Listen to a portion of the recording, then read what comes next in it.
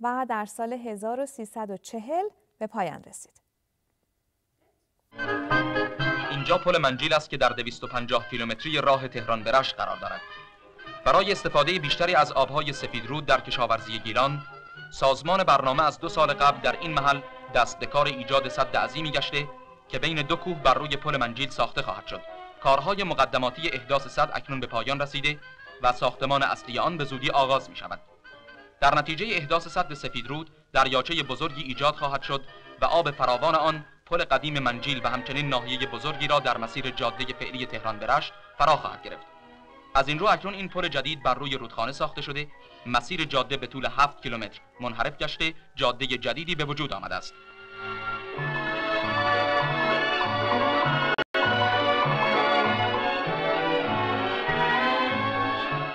در این ناحیه با نظارت سازمان برنامه، عملیات راهسازی، خاکبرداری و تصلیح جاده، حفر تونل‌های انحراف آب، ایجاد تأسیسات عمومی کارگاه، استخراج سنگ و تولید شن و ماسه، احداث سدهای موقت انحراف آب و بالاخره پیریزی و سایر امور ساختمانی سد همکنون با کمال دقت و سرعت به وسیله شرکت تنظیم سد سفیدرود پیش می رود.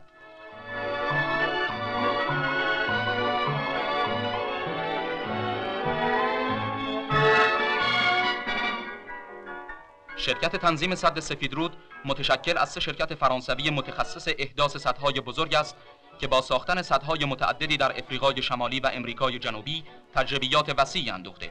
شرکت مزبور در سال 1324 از طرف سازمان برنامه مأمور ساختمان سد سفیدرود شد. با ساختن سد سفیدرود در اثر وفور آب و ایجاد سیستم ثابت و صحیح آبیاری، علاوه بر جلوگیری از سوخت سالی 30% محصول فعلی برنج گیلان، محصول کشتزارهای موجود نیز 2 برابر می شود. همچنین 100,000 هکتار زمین جدید آماده برنجکاری می گردد. با احداث این سد یک کارخانه برق نیز ساخته می شود که شامل 4 توربین 16,000 کیلوواتی است و کلیه مصرف برق گیلان و مازندران را تأمین خواهد کرد.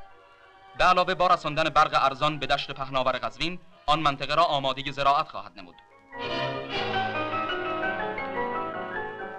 در این 2 ساله شرکت تنظیم سد سفیدرود طبق برنامه پیش بینی شده تمام کارهای مقدماتی را به انجام رساند که از آن جمله ساختمان کوی کارگران است برای سکونت 1000 نفر کارگری که از تهران، آذربایجان و سایر نقاط دوردست برای کمک به ساختمان سد روانه منجیل گشتند. 1000 نفر کارگری که در ساختمان این سد همکاری می‌کنند محلی بوده در دهات اطراف منجیل سکونت دارند. در این دهکده کارگری یک باب دبستان برای فرزندان کارگران و همچنین درمانگاه و بیمارستان برای مداوای خانواده آنها ساخته شده است.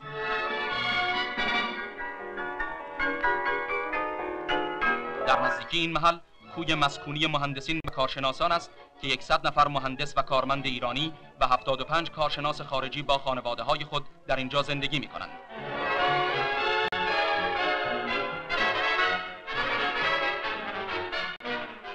آقای ابتهاج مدیر عامل و اعضای شورای عالی سازمان برنامه در بازدیدی که از ساختمان سد به عمل آوردند، پس از ملاحظه ماکت سد و اطلاع از امور انجام شده، پیشرفت‌های حاصله را مورد تصویب و تقدیر قرار دادند.